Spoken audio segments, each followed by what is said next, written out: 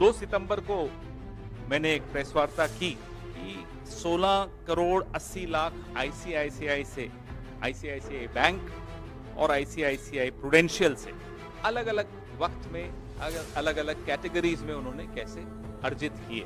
उस दौरान आईसीआईसीआई के कई केसेस सेबी में थे। 3 सितंबर को आईसीआईसीआई ने कुछ जवाब दिए हमें, और उन जवाबों पे हमने फिर से 6 सितंबर को हमने फिर से कुछ और काउंटर क्वेश्चंस किए जिसका जवाब अभी नहीं आया।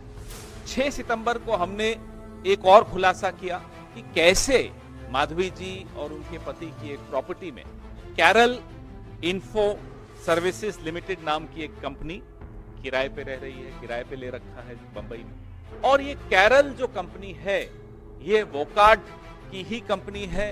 वोकार्ड के भी कुछ फाइलें सेबी में गई हुई हैं, केसेस सेबी डील कर रही थी। 10 सितंबर को हमने एक और खुलासा किया कि माधवी जी ने सार्वजनिक तौर पे कहा कि Aghora advisory private limited dormant हो गई थी जब से वो सेबी में आई। वो गलत बयानी थी, वो झूठ था।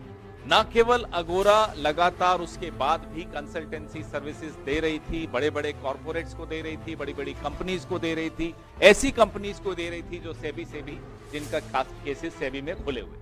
न केवल ये, बल्कि माधवी जी अघोरा एडवाइजरी प्राइवेट लिमिटेड की 99% शेयर होल्डर